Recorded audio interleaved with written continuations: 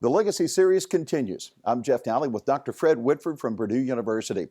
Stay connected. That's the topic of this particular program. Stay connected for your safety, for the safety of your coworkers, and for those around you, not to mention property and liability. Doc, when we say stay connected, are we talking about cell phones? Well, for some people, that would be in today's climate. No, we're talking about that trailer that we're pulling behind the truck, making sure it rides with the truck and that decide to go out on its own.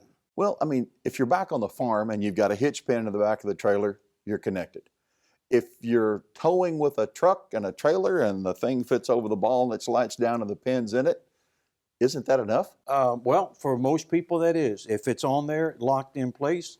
But what I'll show you is to show you that, in fact, is not true because there's a lot of ratings that take place here. And you might notice something unusual here. This trailer doesn't have anything in front of it, Fred. No, it doesn't. And so this car is taking a picture. I believe it was a police car, in fact, and just keeps going. And he seems happy because if you'll notice right there on the side of the road, you'll see his truck parked there. And I guess the truck is waiting for his trailer. Now, I'm sure when he left, it was connected. But along the line, something came loose. One of the better examples that we have here is you'll look up in that left-hand corner. There's a boat going by. Yeah, and that's a So- do-nothing boat and trailer, lightweight. And if you imagine a trailer coming off with a tractor, something heavy that's on it, you can watch here, and again, repeating it, and you can see the damage to the truck. A second later, half a second later, it wouldn't hit the front, it would hit the passenger side, and now things may have been different outcomes. How often? Is this a freak of nature that a trailer comes unhooked? Well, didn't have a sense of that until been doing this for years now. Asking groups, how many of you have had trailers come off? And it's pretty consistent, roughly 30% of the trailers. 1 out of 3 trailers of anybody in my audiences that pull trailers, it's going to come off. Are we talking about the trailer coming up and off of the ball? Yeah, we're talking. Here's an example. Is that off?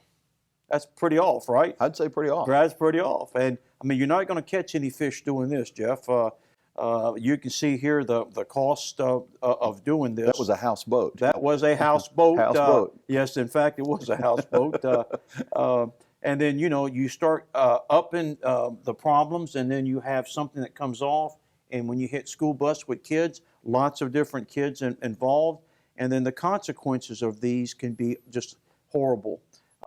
So you're looking at this. It doesn't a day go by that I get 2-3 reports from somebody who works in this area full time about trailers injuring people. Little doubt that the people who experience these accidents learned a lot in a little bit of time. Yes. And the purpose for the video now is for you to learn from these individuals and the circumstances that we're talking about, because again, it's not necessarily that the trailer lifted up off of the ball. Right. There are other weaker points that would have it disconnect from the Sure. vehicle that's towing it. A ball could break. A receiver can be ripped off the truck. It could be the insert could be pulled out. It could be that somebody didn't put a chain on. They ignored the chains. It could be that the braking system on the trailer is not working.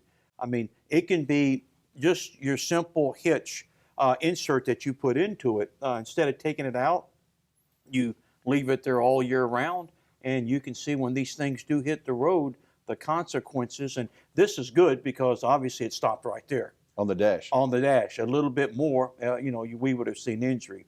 And that's why when you started the program, Jeff, you mentioned, well, I've got it on a 2-inch ball, and everything's in, it's pinned in, everything's fine. And what I want to show you that that's not the way it works. Mm-hmm. So what we're going to do is focus on the truck in this area right here to kind of give you some examples of some ratings. Let's step back for just a Okay. second. Here is the hitch that connects to the truck. That's I correct. could tow from the bumper, and we'll talk about that later on, but there is a hitch that's attached to the axle of the truck. Yes. There's a receiver that goes into That's that correct. hitch. Then there is a ball, and then Yes. we've got this side of the trailer. Here's brakes and chains that That's connect it. correct. There's a lot of pieces here. There's a lot of moving pieces that we typically we just ignore because it fits. And I guess, and like everything else, there's a science behind it. And that's what we want to explain, because we don't want people to be ignorant of this area here. We want them to know it because we don't want to see them involved with the actions where people are killed, hurt seriously, put in nursing homes, and or cause environmental problems when they have a spill and the chemical goes on the ground. There's a lot of reasons to There's pay a lot. close attention. You betcha. And the good news is, it's pretty simple. It's pretty simple. One of the things that we have to get over, Jeff, and I don't know, F-150, F-250, F-350, can you, how do you describe that? I would suggest those are numbers of Ford vehicles. And I would also suggest it has to do with the powertrain, the engine and the transmission. It might also deal with the towing capacity or the ability of those vehicles to carry a particular load. But those are, frankly, names on the side of the truck. Right. And then I would say, well, exactly what you said is exactly what other people say, and it's all wrong. Oh, really? Yep. It's just the way we've been trained. F-150 and F-250 is stronger, and F-350, 450. You can do this with Chevy. You can do this with Dodge. You can do any truck. These give us half-ton, quarter tons, and these kind of words. But what I wanted to show you here is here are your Fords. There's your 150, 250, 350, 450. The key here is this word series, Jeff. And the series mean there are many F-150s. But not all created equal. All created, and especially, and we know it, you see the advertising on TV. I mean, some of them can pull lunar modules or whatever they're pulling, right? Or they go up these hills like that fully loaded. Well, there's a lot that they built into that to make it work. So if you notice the F-150 series, if you notice it goes that these are towing capacities. From 1 ton to over 4 tons. There's a Correct. lot of difference between There sure 1 is. and 4 tons. That's correct. And if you looked here, you can see the different ratings. Now, what do you notice about an F-250 and a 350? Much the same in terms of capacity. That's correct. I could have a towing, I can have a 250 that actually tows more than a 350. Yes. In fact, I have a Ford Ranger, and you can see a Ford Ranger. I could actually have a Ford Ranger that could outpull a F-150. You could pull it. Towing. You could pull it, but could you stop it? Well, that's what these numbers mean. These numbers, it means brakes, the weights to be able to hold it. Now, this is important because this starts with the idea that the truck is what's going to be pulling stuff. So when I looked at this, I get these numbers out of the glove box in the document that nobody ever reads. It's called the owner's manual. And in the owner's manual, you can find your specific truck, and it's going to tell you, is that one F-50 Super Duty to pull 8,800 pounds? So maybe before you get in the company truck and you tie onto a trailer to go move an implement, might spend a little time to do a little research ahead of time. Or perhaps the company, someone, makes sure that's posted. That's exactly right. That's exactly right. But we don't. Now, we got the truck, and there's a receiver that's mounted to the truck. Mounted to the frame. Mounted to the frame. I bet you have these numbers here for a reason. That sure do. And so what we're going to do is get your close-up, Jeff. And what we're talking about here are the weight carrying. And that's where you put the trailer on a ball. This is what most people have with the ball. And you can see this one only carries 5,000. 2.5 tons. Weight distribution is 12,000 pounds. That's correct. And you'll see that if I wanted to not mobile homes, recreational homes, and you'll see people that they have these big trailers, and what they do, they put these stabilizing bars, is what you called them, I believe, and so that helps to redistribute the weight, so it allows me to do more. So we're going to look at, that's 5,000. You can get them. If you notice this one, it's 17,000. My. And it's mounted up under the receivers, and so you can know exactly what your truck can do. And so, Jeff, on this part here, we're looking at the truck. What can the truck pull, and what can the receiver carry? And that's your first start of setting up some numbers that we're going to do later on in the field. We're going to match these numbers up. Fred, when we opened the series, we were talking about staying connected. And we've talked about the tow vehicle and the series of the vehicle. We've talked about the hitch that mounts under the vehicle. We know more about the capacity of either one. The two pieces of the puzzle that we haven't necessarily covered are the insert that goes into that receiver hitch and then the ball that's on top. Because that's such a serious issue, we decided what we would do is actually bring some to the table here and look at some real examples so that it's very clear to people who are going to do what we're going to ask them to do, which is to look at these ratings, to look at these numbers on a real piece of equipment. So unless you want to see the trailer moving beside your vehicle and put yourself and others in harm's way, let's go to the table and look at the places where you can find the numbers that let you know if you're in compliance or if you're asking for trouble. Let's go to the table. You betcha. So Fred, I want to see what I've learned so far. I've got the owner's manual for a 2010 F-150. And the specifications of the truck of the series, it's a Super Crew 4x2 with a 145-inch wheelbase. It's got a 5.4 liter engine, and it tells me the maximum trailer weight that I can tow is 9,600 pounds. Now And I also made reference that the receiver hitch that I had put under the back of the truck is also 9,600 pounds. Okay. So based on this and what I've purchased, I can tow 9,600 pounds, right? Okay, kind of. What are the other pieces that we're missing? So what you just did was to show that there is a series, as we talked about. Right. And you had to go through the various columns to come up with 9,600 pounds. That's what the manufacturer is going to stand behind. So that's just a truck and the receiver. Truck and the receiver, now we've got to connect the rest of the Now dots. I've got to connect it to the trailer, and that is the insert and the ball. So the insert, when we talk about the parts, we have the Yep. receiver that's under the truck. This is the insert that goes into the That's receiver, correct. and then the ball that fits onto That's that. correct. So we've got some examples here. So let's assume that it's that insert that you've got there. And so they have ratings on them. They're very easy to see. So tell me what the insert is rated for, Jeff. This is a heavy, heavy piece, and it tells me that this maximum trailer weight on this is 12,000 pounds, and the tongue weight is 1,200 pounds. Okay. The ball, it tells me, is a 2-inch ball at 10,000 pounds. So when I look at that, when I'm looking at both of these, so how much can that unit actually pull?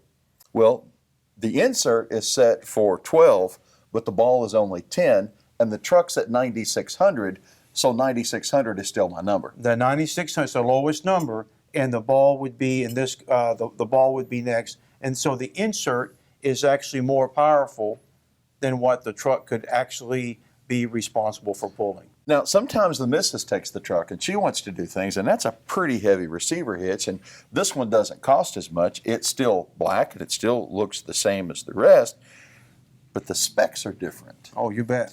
The tongue capacity here is only 500 pounds, and the towing capacity is just 5,000. That's correct. Let's see the ball. Well, it's a 2-inch ball, 5,000 pounds. So now the low end of the scale is 5,000, not 9,660. And so while these feel about the same, they look very much the same. They're both black. They're both silver. I've got an insert and a ball that's about half the rated. Now there's a reason, and this is going to be a cheaper, lower price product because it's not made to withstand those. But if Now- you're only towing, if you're only going to tow 4,000 pounds, you may not need to spend this, but you need to That's know correct. that you can't ask this to do this. But if a trailer, I'm agreeing with you. But if a trailer is 2,000 pounds, I don't have a whole lot to put a load on. And so when you said the missus, which is a good example, I can tell you that this right here is about as common on trucks and trailers. I can go out there and I bet 80% of them have an underweight insert and an underweight ball compared to what they're pulling. So let's think about a circumstance where a person would have this insert and this ball and be towing the 9,600 That's correct. and hit the brakes So- or be caught in a circumstance. So we would put that into the truck. We said the truck is 9,600 capabilities. The insert is 5 and the ball is 5. They're rated the same. So how much can I pull now? Only 5. That's correct. This becomes my weak link, not the truck. But if I'm towing 9,600 pounds and I've only got half enough in That's the middle, correct. I'm asking for trouble. You're asking for trouble. There's also some other examples here you have of people asking for trouble. What's this? Well, so most of our vehicles now, because people want to haul trailers, we got more trailers on the road than we ever had. And so what they want to do is to be able to put the insert, put in a bigger trailer. And so, but look at how much this one is rated. Rated at 300 pounds. That's it. This is, I mean, but feel it. There's really not much there. Well, what about this fellow? This is one that's really cool. You can see on this one here, it's a homemade job.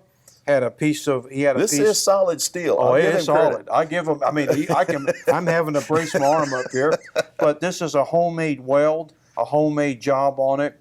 And how much is that ball worth? There is no number on it whatsoever. Yes. And how much is this worth? There's no number on it whatsoever. When you can't read the numbers on the insert or the ball, that's when it's time to go, because then that's, if something was to break, you can't go back at least to the manufacturer and say, you know, the ratings. This is an example that there's no known ratings to it. And it won't be, because it's a homemade job. And at the scene of the accident, this, and this certainly would come under question Oh. if you were overweight Good on point. what you were trying to tow. Good point. This is how these things get used against us. And again, it's a regulatory issue, a law enforcement issue, but I'm also going to say it's a safety to the public that's around us, and me ending up hurting somebody when some of these things break or fail on the road and our trailer goes off on its own. So we've had the opportunity to talk about the tow vehicle. We've had a chance to talk about the receiver hitch. We've had a chance to talk about the inserts and the ball. The one piece of the puzzle that we haven't really talked about is one of the main components, and that's the trailer. That's right, because we're going to keep things together. So now there's a part of the trailer that's got its own specs that we need to understand as we build our system. So let's take a look at trailers. So Fred, the only thing we haven't talked about yet in all the components of Stay Connected is the trailer. And everybody knows not all trailers are created equal. Oh, you bet. And boy, there's a lot of variability there on how they're made, how much weight you can carry, or whatever the case is. And I would suggest that every piece that we've talked about so far, the vehicle series, Yes. the hitch itself and the class, the insert, the ball, all those are important. Yes. But if you neglect the trailer and you don't know specifically the tool that you're using, you're asking for danger. That's correct. And that's what we want to focus a few minutes on it, because there's folks are confused, and you will see on trailers, it's usually around the tongue, you'll see a plate. And plates are all different, but you'll see this one called gross vehicle weight rating. And you got to be careful that you get it in pounds. This is what you and I are used to. Exactly. It says that this trailer can carry 2,990 worth of a load, 2,990 pounds. Now, is that the load only, or is that the load and the weight of the trailer? It's the load plus the trailer. So then I need to know how much the trailer weighs. That's correct, because if you don't know how much the trailer weighs, then you could be putting way too much weight on it, so it fits. So let me ask out loud. So if that trailer weighs 990 pounds, Yes, then I could haul a ton. that's correct. But if the trailer weighs a ton, I can only haul 990 That's correct. pounds. That's correct. Okay, I've learned something. All right, so that's important because of what we're going to put on it. And so here is another one. Lots of times you get the empty weights from the plate, but some of these that I'm showing, they don't show you. You almost have to call to figure it out, or put it on a scale to weigh it. Is it worth it? Yes. Oh, you betcha. If you're on the side of the road explaining to your boss why things went wrong, if you're in the back of a squad car, You bet. or if you're reading about someone who was injured because of your negligence, That's correct. it's worth it to take the time. When you read an obituary that you were a part of, and again, you're never going to forget it.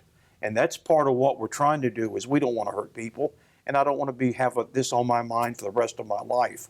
But Jeff, here's a heavy-duty trailer. Gross vehicle weight rating says 14.3. For the sake of argument, let's say the weight is 4,300, just to make the math easier for. That tells me I can haul 10,000 That's pounds or correct. 5 tons. That's correct. That's all we're saying. Okay. Now, because later on we're going to put this together. So now, once I understand the capabilities of my trailer, that's lightweight, heavy, what I can actually carry on it, then we all know that this trailer has got to have some tongue weight to it, right? And the tongue weight is like a seesaw, you're right? So I'd say we're not short of tongue weight here. No, that's right. Just my guess. and I want enough tongue weight here to help keep this together since it's sort of a weak link. And can you see on this one what the issue might be? I would suggest there's all kinds of tongue weight there, and they may have a hard time seeing at night if they're driving. That's correct, because everybody's brother's going to be flipping them the lights saying you're on brights. Right. And you can see here, some of these are so loaded down, there's not, I mean, you can see the chain here, where that chain's going to drag between here and yonder. He's not far from the electrical connection No, dragging that's the ground correct. And again, this load distribution helps you with your driving, so it doesn't, I think you were mentioning you felt that before. Oh my. This is one you might say, well, let's just load it on the back. It'll be easier to unload. Which is why nobody's helping him.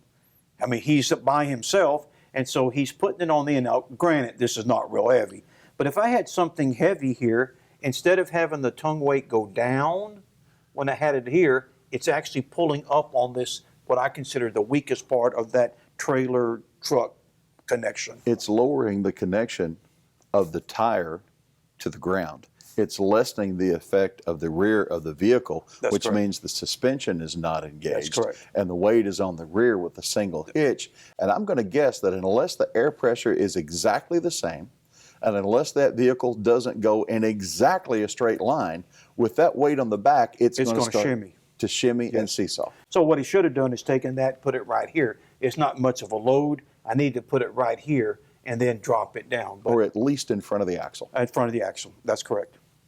And then sometimes you have no choice. I mean, there's just no room. So maybe something like that, if we could have, we would have done it just the opposite way to have, depending on how the weights are distributed. So placing it then, making that load be right, means then that I have enough here to hold it together. But you can see what people, I mean, duct tape still works well. You can see what people are doing here. They tie them together. No, it should have a pin that's involved with it. And so that this connection is extremely important based on distribution and what the trailer can carry, what it's designed to do, and that distribution of weight to help the driving down the road. So now we've discussed all of the components and all the moving parts about staying connected between Yes. the tow vehicle, the trailer, and the load. Let's go outside and look at some examples. This is great, where we can see this in real life, how these numbers all come together. Great, let's go. Steve, thanks for being out here with us today. Yeah. Long drive this morning to come down here from Purdue. But Steve, what do you do at Purdue that brings you in with trucks and tractors and trailers? I'm Steve Hawkins, Assistant Director of Purdue Ag Centers, research locations around the state, and also project coordinator for the College of Ag with construction projects. And what I get involved with is buying equipment for the research locations, which includes trucks, trailers, and equipment that we haul on it. And in fact, you help to manage the farms. Correct. And you want to make sure that we put stuff out there that's safe. Right. We want to be safe on the highway no matter what we're hauling. That's correct. Now, Steve, we talked about this inside when we looked at the different ratings. And what we wanted to do was to use this combination that if you sort of look at it, looks like everything's fine. Nice truck, nice trailer, nice John Deere here. But looks can be deceiving. Correct. You have to look at all the numbers that go into the manufacturer's recommended capacities for all this system. All right, so I thought, Steve, what we would do, we pulled that. That's the owner's manual. And when we looked inside the owner's manual, what did we find out that this truck is capable of pulling? Well, based on the size of this truck, crew cab 4x4, the engine size, and the axle ratio, this truck is rated to tow a maximum of 9,600 pounds. Okay, and that's what the manufacturer is standing behind. That's what Ford's standing behind in terms of what this truck can legally, safely, all those components be able to haul on the road. Correct. Now, Steve, the next component we talked about in line as we move through the trailer was the receiver. And on this receiver, when we looked at the ratings, what did you see? On this receiver hitch platform, I saw a 5,000 pound maximum for a weight carrying hitch like we have set up here, or 10,500 for a weight distributing hitch. And we'll come back to the weight distributor in just a second. So I've got the receiver is 5,000. Why wouldn't the manufacturer match their receiver to what the truck can pull? Well, they've calculated what various weights on the back of the truck and with and without that weight distributing hitch, and they've come to the conclusion that's a safe number that they can stamp on there and stand behind. Okay, and we had the ball and the insert. The insert was 12,000, Steve. The ball was 10,000. So if you looked at these numbers, 9,600, 5,000 for the receiver. The insert was 12. The ball is 10. What would be? We summarized all of those numbers. Took me 2 minutes. Yep. How much can this truck legally pull based on the ratings? Based on the ratings, it can pull 5,000 pounds the way it's set up right now. And if you added the weight distributing hitch, it would bump it up to 10,500. Okay, very good. And again, we say legally, but this is more than just legally. It's being able to safely haul. Right. Now then, the other component, as they're separate, and we're going to put them together in a minute, is this trailer, Steve. Yes. So this trailer is just like a truck. It's built, it's designed. It can carry certain loads based on the way it's constructed. This trailer here can carry how much? It's rated at a gross vehicle weight rating of 12,000 pounds, and empty it weighs 2,500 pounds. So what does the empty weight and the gross vehicle weight have to do together? Well, that tells you that you can haul a load of 9,500 pounds on it. Because you subtract, because part of that load that this trailer is carrying is itself. Right. That's the gross number. So if we looked at this trailer right here, Steve, that's right over here, this tractor, we came up with 7,200. Okay. So if I did the calculation, 7,200 plus my 25 of my trailer empty gets me 9,700 pounds. And that's well within the capacity of this trailer the way it's set up right now. Because the trailer was 12? Yeah. Okay. So it appears that as we have them separated, not hooked together, that we have everything is so far so good. So far. Yep. Now I'm going to hook my trailer together, and now I have this super vehicle that is a truck, trailer, and all the inserts. So what do you see based on the numbers, Steve? What draws your attention? Well, what draws my attention is we talked about the truck, the way it's set up right now, of only being able to tow 5,000 pounds, but we've got 9,700 pounds behind it right now. So we've almost doubled, we have almost doubled what we can pull behind this receiver out of spec. Right. And one of the things that you can do to remedy that is change some of the components. Okay. So we could always get a new receiver. You can get a new receiver, a new insert, or add a weight distributing system Or to weight it. distributor may be the cheapest. One of the things to keep in mind with this trailer being a 12,000 pound trailer and this truck only rated at 10,500 maximum, you'll never be able to use the maximum capacity of this trailer. So you're telling me it's the wrong size truck You could for go- this trailer. If you wanted to maximize the load on this trailer. And we want to. We always want to maximize the loads. Right. And Steve, we had a problem with the ball. We had the ball was 10,000 Right. and our load is 97. You're pretty close. If you use that same ball in a weight distributing hitch system, it would be undersized. Yes. So that could be another fix. Right. So this shows the importance. Well, things may look really, really nice and they're set up, and sure, I can haul it. I can make this thing move. It just shows that I'm really way over what this component this truck can take. What we're talking about, Fred, is researching all the rated capacities of all the components and knowing the weights that we're putting on the truck and trailer. Yes. And that's where, when we buy stuff as well, we're going to do the same thing to make sure we buy. I know you've done that a lot at Purdue, where you actually ask for specific trucks, components. Yes, and you ask for the right size axles, the right size engines, transmissions, the receiver hitch on the back, and all those components that go together when you put this together. Well, that's a good deal. So, Steve, let's do this. We've talked about the components, showing what's out there. Now, what I want to do now is to focus on the chains and the emergency brake as an important component in putting this safely on the road. Okay. All right, Steve, we've looked at the ratings now, and we have to understand how we put all these components together. But you know, even if we meet all the guidelines and our ratings are perfect, things still happen. And so we've got two other sorts of safety protections that will help us. One is the emergency brake, where it works off the battery that's right here, and the other one is the chain. So for this example, let's go ahead and talk about the emergency brake, if you would. These small utility trailers, a lot of times will have an emergency brake system that's Okay. either electric, or if you have hydraulic surge brakes, there's a system for that. In this case, we have an electric backup battery and a switch on the front that if the trailer comes disconnected from the truck, it'll pull a switch out. So why don't we test that and see what happens when you actually pull the switch out and try to move forward. Okay, very good.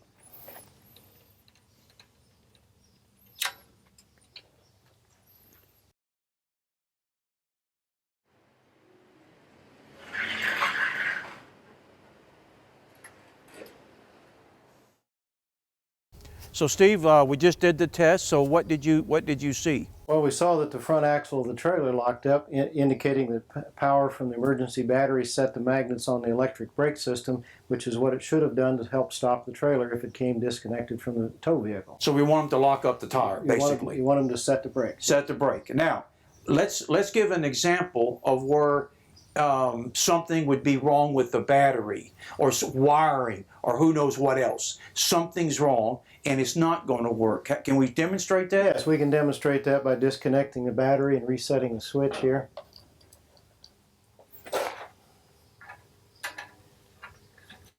Make sure it's disconnected. All right. And so we're going to test as if the battery or some component's bad. Correct. All right.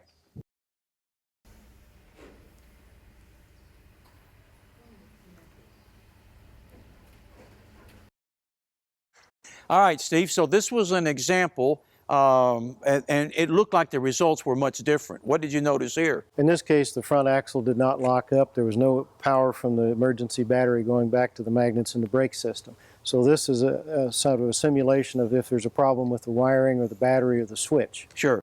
And so, again, you can look at it, and looks can be deceiving here. That's why pulling that pin is so important. You got to pull the pin, you got to check the battery, and there's regular maintenance with these things. Now, Steve, I was looking at this, the way that this cable here, if the cable has to come out, then what's the issue here with the chain, the way that that cable is set up? Well, the manufacturers of these safety systems recommend that emergency brake cable be connected to the receiver hitch platform on the tow vehicle or the frame of the vehicle, not with the safety chains. If the safety chains break and come loose and it's hooked to the chains, then there's nothing there from the tow vehicle to pull this switch out. Or weaving it through the chains, this little cable might get broke or frayed or whatever. They recommend that you connect that emergency brake cable separately to the tow vehicle, not weaving it through the chains or in the chain hook, that sort of thing. Okay. So this one here, if the chain came off, it's going to take it's not going to pull the pin. It's just going to go with it. It's just going to go with it, and it probably wouldn't set the emergency brakes. Again, it's one of these little things like this that might make the difference in this trailer slamming into somebody's car, house, or whatever. Right. Now, Steve, we've got another safety component built in here, and it's called the chains. And if we can look at the chains here, we have them crossed. And I think, well, your grandpa would have told you to always cross your chains. When I drive down the road, I see most of them are not crossed. And so what I'd like to do is to demonstrate, Steve, why we want to cross the chains.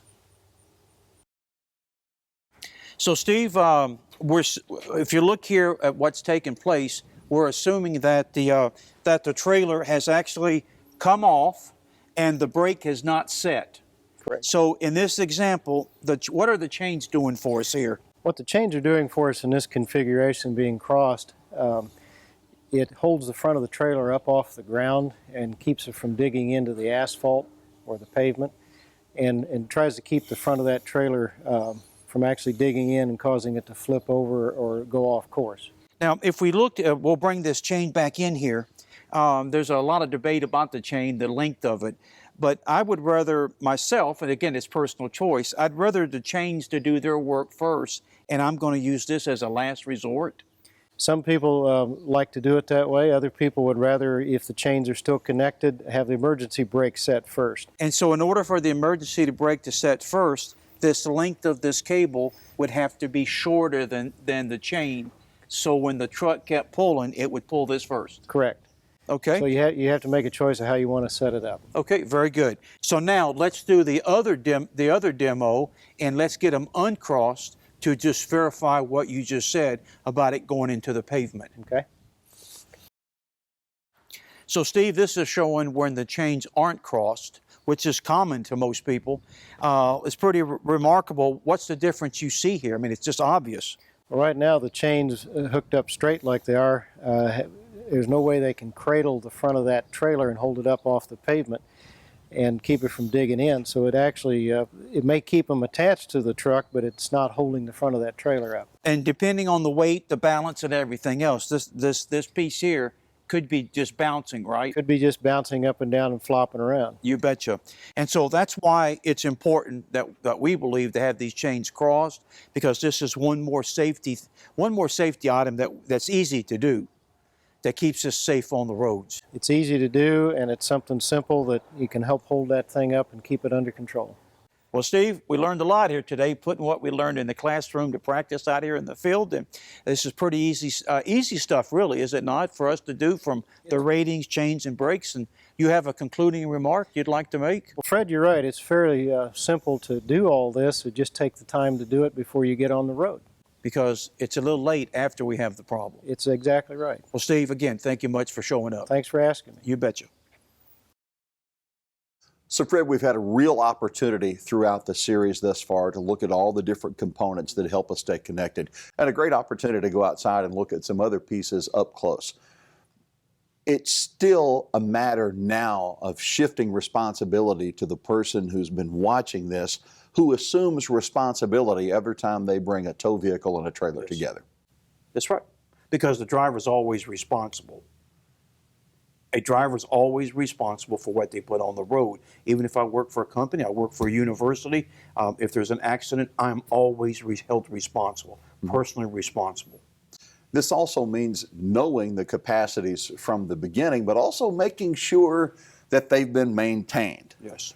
And so I'm just going to show you some things that I've picked up over the years. And, you know, if I work for a company or I work for a farm, I work for anybody, I am not going to take homemade devices and basically, let's just staple it into the back of a vehicle. That's a U-bolt into the back of a bumper, and I don't see these two bolts connected. I'm not feeling real good about that. No, I'm not. In fact, it's best not to look when you're driving. All right. And you will see things, and you know, you'll notice here, yes, the receiver has ratings, but you'll notice that it's no longer actually bolted, and if probably this looks a little bent where there's been issues.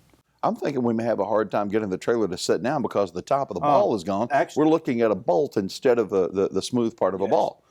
Remember, a coupler has to fit right on it, Jeff. I mean, that's what a coupler does. And when something is tilted, you can't have something tilted to fit into a cup. And so it's not going to fit very well and maybe not even latch down.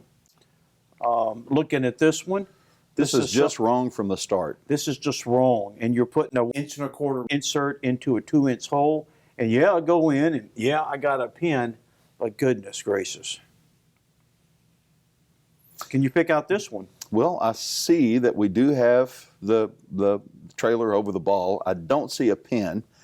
I don't see a safety chain, and I don't see a cable for the emergency brake. That's correct. All right. None of these are homemade. These are all real. As you can see, we've taken the license plates out, so nobody. Take a look at this one. You're supposed to have 2 chains. Well, I have a chain connected on this side and a chain connected on this side, but it is the same chain. It's the same chain. And it's probably a little bit hard to see here. There's no pin in it. So you hit a pothole and that latch comes up. There's nothing to keep that, except for tongue weight, nothing that's going to keep that on it. But if it comes off, which way is this trailer going to jerk, pull? It comes off, it's going to go to the side of the chain that breaks. And you don't want to be there when that happens. Again, this chain is when bad things happen. This is a heavy, heavy chain. Oh, it sure is. This is a very weak S-hook. It's just pretty much embarrassing. But what else do you notice? It's just got one chain. There is one chain. I don't know what that piece is and what that wire is for, but if you looked at this chain, the purpose is when that trailer comes off, it's going to be a huge jerk. And there's no way that that's going to keep it together. So Why do it? This chain has drug a lot of asphalt before. That's correct. And we need old chains. I don't feel much safety in that safety No, chain. there's not. We're not feeling a lot of safety at all with these photographs here. We have one ancient S hook and another that I think is probably homemade. Well, they're all homemade, and so you can imagine jerking on it, it's going to bend that, and so you've defeated the whole purpose. You bypass the safety just because you don't want to spend the money to either get a good chain or something to fabricate something good. Now, you really need to look at this and understand that there's a right way of doing things and then there's one that's just wrong. And this one is just wrong, hooked into the pin. Well, yeah, it'll help to unhook the I do uncouple have everything. two chains. I do have two chains and I am into a coupler, but I'm Yeah, hooked into the key of the you pin. bet. And the key. Now, I have seen a lot of these used in trailer towing, and pretty Yes. cool in the fact that when that's last, it's not going to pop loose. This one's not connected. Is that the only problem? Very common. This is illegal. These are not legal links. And the reason is when you see it, like if you look how this is going to screw in, it's just a screw. It's not solid metal. There's no metal there. So yes, it holds the chain in place until that trailer came off and it popped it. Then that looks good. I look from this angle and I see two chains. Yep. But those two chains come together into one of those illegal hooks. That's correct. There's no holding power there, but it's an easy fix that people can do, and they just think, okay, I got it fixed. No, if you ever had this trailer come off, it's not going to hold it. What's your eye tell you here? If you start looking, there's a lot of stuff. But what's the issue? I see a lot of things wrong. The one that really stands out is the quality of the chain and again, the hooks that are into the bumper. Let's see. I do a lot of and parking And no pin, lots and no pin. no pin. And no pin. This is no pin, and Oh, look. that's a carabiner. You That's find- that looks like something that would hold your keys. That's exactly what it is. This is what you get at trade shows.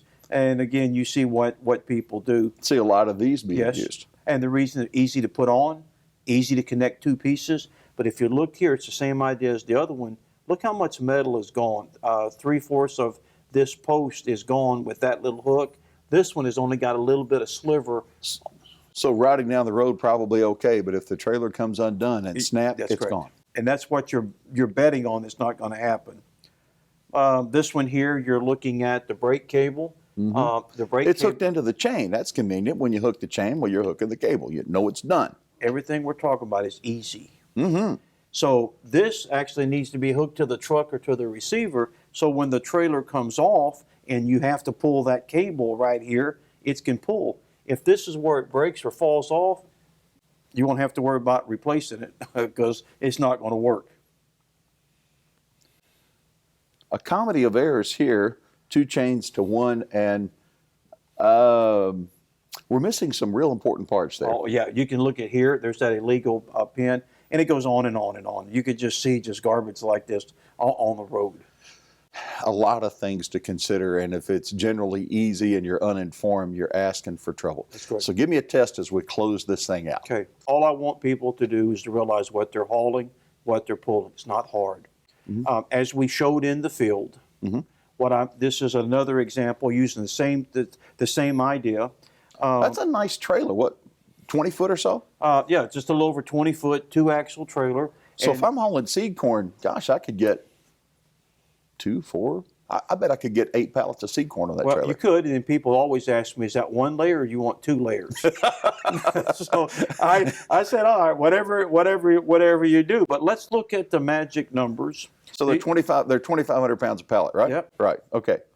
So take a Pitch is look. 12.4. I'm good there. Yep. Receiver 7,000. Uh-oh. The insert 5,000. Uh-oh. But the ball's So 3,500. how much can I pull with my truck? How much load can I pull? The most that I can pull with those circumstances is 3,500 pounds. That's correct. But there's more that I don't know. That's correct, and we're fixing to do that. So here is what that 2-axle trailer. Now we should be able to get empty weight plus the usable gets my gross vehicle weight rating. So when I put them together, this is what I get. And so now, if you've been following what we've been talking about, how much can I haul? Well, the usable payload is 4,600 pounds up there, but you can't just look at the trailer. That's correct. You have to look at the load and your ability to stop it.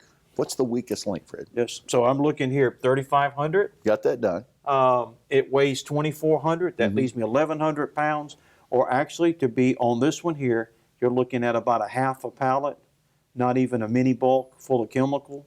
Though it looks nice, everything's fine.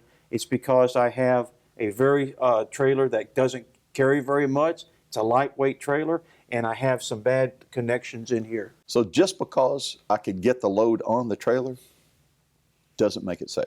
That's a good take-home message. This is not to scare anybody. It's just a fact of life that Learn from someone else's mistakes.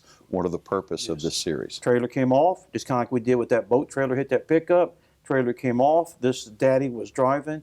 The boy's inside as a passenger. He's able to get out, but his dad's pinned behind the wheel.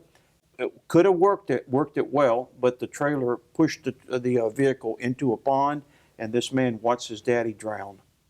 How would you like to be there? Look at your daddy drowning. There's nothing you can do because somebody had let a trailer go loose, and this happens every single day.